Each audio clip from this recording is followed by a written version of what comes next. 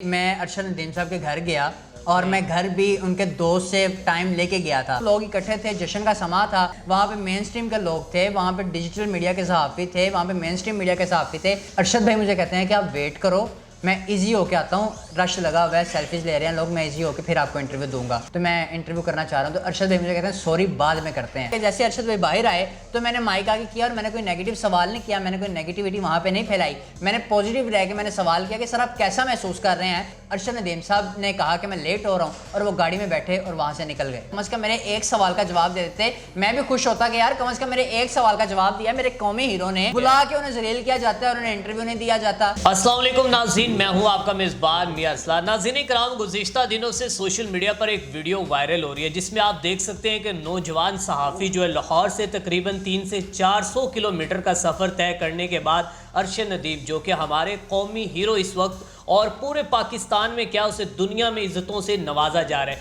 वहाँ पर पहुँचते हैं। लेकिन उसके बाद इस शख्स की किस तरह तजलील की जाती है और फिर किस तरह इसके साथ नफ़रत अमेज़ रवैया जो है वो इख्तियार किया जाता है। इस शख्स से, इस सहाफ़ी से जानते हैं कि क्या मामलात हुए उस वक्त, क्या सर्कमस्टांसिस थे, क्या क्या तफसीलात हैं, इसके पस मंज़र में छुपे हुए असल हक़ाइक़ हैं। तमाम तर तफसीलात जानने की कोशिश करते हैं। अस्सलाम वालेकुम। वालेकुम अस्सलाम। मुजाहिद भाई, सबसे पहले तो शुक्रिया, आपने टाइम दिया और बहुत ही मुझे दुख हुआ कि आप जैसे नौजवान सहाफ़ी वो हैं कि जिन्होंने इस आने वाली जो जनरेशन है उनको थोड़ा सा पुश करना था, बताना था कि हमें बहुत अच्छे हालात मिले हैं, हमें जो कि इज़्ज़तों से नवाजा गया। लेकिन आपकी तजलील वाली एक वीडियो मुझे मेरी आंखों से गुजरी, तो क्या मामला है ये? सर हुआ ये कि मैं अरशद नदीम साहब के घर गया और मैं घर भी उनके दोस्त से टाइम लेके गया था। मैं लाहौर आता हूँ, मैं PSBKG न्यूज़ पे एंकर पर्सन हूँ और मेरे कंटेंट हेड जो हैं वो मुझे असाइनमेंट देते हैं कि आपने अरशद नदीम साहब के घर जाना है। अरशद नदीम साहब के दोस्त से रब्ता करता हूँ और मुझे पता लगता है कि अरशद नदीम साहब का दोस्त ही सारे इंटरव्यूज़ करवा रहा है। खैर दोस्त से मेरा रब्ता होता है, वो कहता है कि मैं सारे इंटरव्यूज़ मैं ही करवा रहा हूँ,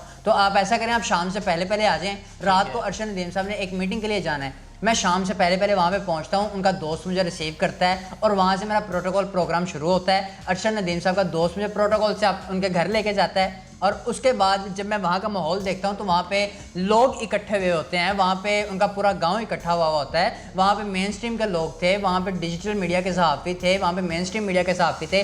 खैर वहाँ पे पहुँचता हूँ तो लोग इकट्ठे थे, जश्न का समा था और अरशद नदीम साहब के दोस्त ने मुझे कहा कि आप बाकियों का इंटरव्यू कर लें। अरशद नदीम साहब अभी अंदर हैं, वो थोड़ी देर तक बाहर आएंगे तो वो आपको भी इंटरव्यू देंगे।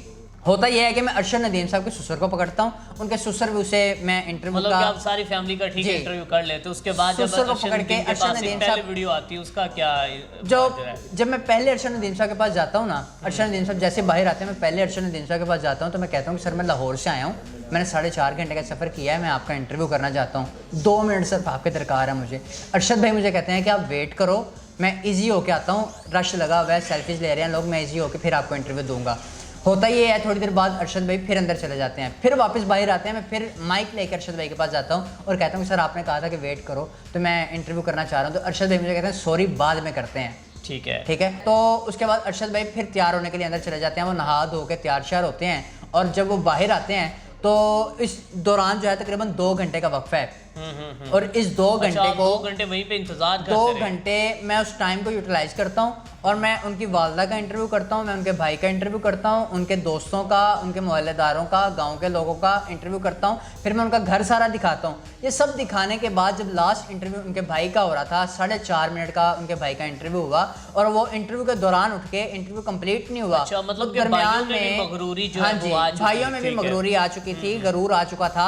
जब तकरीबन 4.5 मिनट पर वो इंटरव्यू गया तो वो उठ गए, मैंने अपना कैमरा बंद करवाया और मैंने उन्हें कहा कि आपने कहा था कि अरशद भाई आपको टाइम देंगे, तो अरशद भाई ने भी मुझे कहा है कि आप वेट करें, आपको मैं टाइम देता हूं। तो अरशद भाई जैसे बाहर आए तो आप उनसे रिक्वेस्ट करिएगा कि मैं वेट कर रहा हूं सर।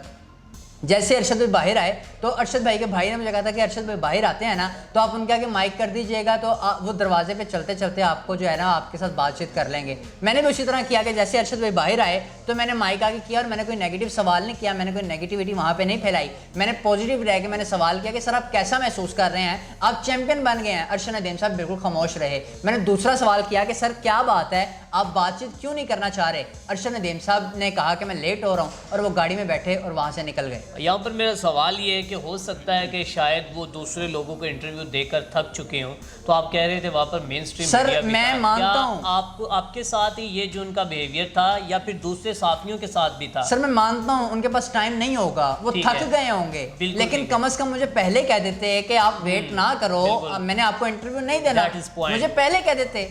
It's आपने okay। मुझे वेट करवाया, मुझे बोला कि आप वेट करो, मैं बैठ के आपको इजी होकर इंटरव्यू देता हूं, तो फिर उसके बाद कम से कम मेरे एक सवाल का जवाब दे देते, मैं भी खुश होता कि यार कम से कम मेरे एक सवाल का जवाब दिया मेरे कौमी हीरो ने, उस हीरो ने जिसने पाकिस्तान का नाम रोशन किया है। मैं इतनी दूर से आपके पास गया हूँ, मेहमान बन के आया हूँ आपके पास, आप कम से कम मेहमान नवाजी ना करें, आप मेरी रिस्पेक्ट तो करें, आप मुझे इंसान तो समझें, आप कम से कम मुझे जानवर तो ना समझें। इस तरह मेरे साथ ये वाकया नहीं हुआ, मैंने ये डाटा कॉपी करवा दिया था और मैंने अपने कंटेंट हेड को कहा था, मैंने कहा ये क्लिप नहीं लगाना। ठीक है। उसके बाद होता ही है, कुछ दिन गुजरते हैं, सदीक जान साहब के साथ ये वीडियो वायरल हो जाती है और सदीक जान साहब को फुली एडिट दिखाया जाता है, लेकिन थी खैर उसके बाद अरशद नदीम साहब के पास बात जो है, फिर एक खातून सहाफ़ी हैं, उन्हें स्पेशल लाहौर से मियां चन्नू बुलाया जाता है, बुला के उन्हें जलील किया जाता है और उन्हें इंटरव्यू नहीं दिया जाता। फिर वो खातून सहाफ़ी अरशद नदीम के दरवाजे पे धाड़े मार मार के रोती है और वो क्लिप वायरल हुआ है, वो क्लिप वायरल हुआ है और अरशद नदीम के दरवाजे पे वो खातून सहाफ़ी धाड़े मार मार के रो रही है कि मैं लाहौर से चल के आई हूँ, मैंने अपना पेट्रोल ज़ाया किया, मैंने अपना वक्त ज़ाया किया, मेरा वक्त इतना कीमती है, मैं पढ़ रही हूँ, मेरी यूनिवर्सिटी है, मेरी पढ़ाई है, मैं सब कुछ छोड़ के आपके पास आई हूँ, तो कम से कम मुझे रिस्पेक्ट तो दें। ठीक है। फिर उसके बाद सिर्फ ये खातून साहबी का मामला भी यहाँ पे नहीं है, एक मुल्तान के रिपोर्टर हैं फराज मलिक, उन्होंने रात को मुझे कॉल की, उन्होंने मुझे कहा कि मुजाहिद भाई एज इट इज जो वाकया आपके साथ हुआ है यही वाकया मेरे साथ भी हो चुका है। मैं ये सोचने पर मजबूर हो गया। तो ये हमारे लिए सुनने देखने वाले वही आवाम जिसने इस शख्स को मैं कहता हूँ ज़मीन से उठा के आसमां पे बिठाया और इसको अपने आंखों का सितारा बना लिया और कहा कि ये आज के बाद हमारा कौमी हीरो है। सर, आप अरशद नदीम साहब की पहले वाली लाइफ में जाएं जरा। बिल्कुल, वो पहले क्या थी, एक मिडिल क्लास लाइफ थी। अच्छा, मुझे उनके पास यहाँ पे अपना बताइएगा कि मैं टू द पॉइंट बात करना चाहूँगा, उस वक्त मुजाहिद भाई आपकी कैफियत क्या थी? उस वक्त दिल बर्दाश्ता हुए थे, दिल किया था कि मैं इसको बिल्कुल छोड़ दूं जिस तरह आज मेरी तस्लील हुई यहाँ पे? सर, कैफियत ये थी कि मेरा दिल कर रहा था मैं यहाँ पे माइक रखूँ और मैं कहूँ कि आज से मैं सहाफत नहीं कर रहा। यकीन करें कि मुझे तकरीबन 6 साल का अरसा हो गया है फील्ड में काम करते हुए, मेरा दिल कर रहा था कि मैं यहाँ पे माइक रख दूँ, आज के बाद मैंने सहाफत नहीं करनी। यार, मेरे कौमी हीरो ने इस तरह मेरे इंसल्ट किया है जैसे मैं कोई इंसान नहीं, मैं जानवर हूँ यार। ठीक है। मैं अच्छा, आपके पास चल के आया हूँ, मैं आपका मेहमान सोशल हूँ। मीडिया पे वायरल हो गई है, क्या अरशद नदीम की फैमिली की जानिब से या फिर उसके दोस्तों की जानिब से आपसे कांटेक्ट किया गया? अभी आपको तक उनकी मुतमिन फैमिली किया की गया जानिब कि से हमने आपकी तजलील की है, इस मामले को हम सुलझा लेते हैं, आइए हमारे साथ बैठ के बात करें? अभी तक उनकी फैमिली में से किसी ने मेरे साथ रब्ता नहीं किया और मेरा ये मकसद बिल्कुल नहीं था कि मैं अरशद भाई को डिफेम करूं, अरशद भाई को मैं डिसहार्ट करूं। मेरा मकसद सिर्फ ये था कि मैं अरशद भाई की अगर कहीं ना कहीं मैं माशरे में रहने की हैसियत से, एक इंसान होने की हैसियत से, एक मुसलमान होने की हैसियत से, अगर मैं अरशद भाई की इस्लाह कर सकता हूं तो मैं वो इस्लाह कर सकूं। और ये तनकीद बराए तनकीद नहीं थी, या ये तनकीद का मकसद अरशद भाई को डीफेम करना नहीं था, ये तनकीद का जो मकसद था, मतलब था, ये तनकीद बराए इस्लाह थी और इसे तनकीद बराए इस्लाह ही समझा जाए, इसे डीफेम करने की कोशिश ना की जाए कि अरशद को डीफेम कर रहे हैं या आप किसी और को डीफेम कर रहे हैं इस आड़ में आके, तो खुदारा ऐसा ना करें। ये इस्लाह की सूरत में मैंने ये तनकीद की थी और ये वीडियो वायरल हुई है। अरशद भाई को भी चाहिए कि जो पैसा है ना वो बड़े बड़ों की गर्दन में सरिया डाल देता है, तो आपको चाहिए, आप इससे पहले 40 साल पहले जो मेडल पाकिस्तान आया था वो हॉकी की टीम लेके आई थी। आप में से कितने नौजवान ऐसे हैं जिन्हें ये याद है कि वो हॉकी की टीम का जो खिलाड़ी था जो पाकिस्तान मेडल लेके आया था उसका क्या नाम था? मेरा नहीं ख्याल कि किसी को याद होगा जो हमारी नस्ल के लोग हैं, जो हमारी नस्ल के लोग हैं उनमें से किसी को भी याद नहीं होगा कि वो खिलाड़ी कौन था जो पाकिस्तान मेडल लेके आया।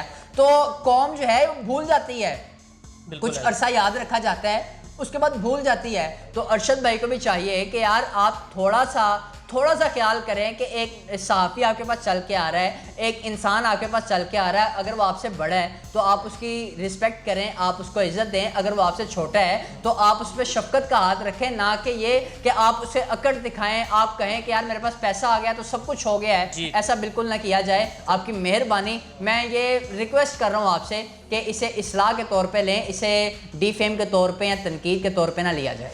नाज़रीन इकराम, आपने उस नौजवान सहाफ़ी की गुफ्तगू सुनी उस वक्त के क्या सर्कमस्टांसिस थे, और उसके बाद अब ज़बान ज़द-ए-आम है कि अरशद नदीम जो है वही कौमी हीरो जो मुफलिसी और गुर्बत की ज़िंदगी गुजार रहा था, आज जब उसके पास पैसा आया है तो कहा जाता है कि जब इंसान के पास पैसा आता है तो इंसान सबसे पहले जो भूलने वाली चीज़ होती वो अपनी औकात भूलता है। और मेरे ख्याल में आज अरशद नदीम जो है मैं भी अपनी औकात भूल चुका है, लेकिन अल्लाह तबारिक व तआला उसी नवाजता है, उसी दरख्त को ऊपर फल लगते जो हमेशा झुक कर रहता है। इसी के साथ अपने मेज़बान मियां अरसलान को दीजिए इजाज़त। देखते रहें SPN न्यूज़।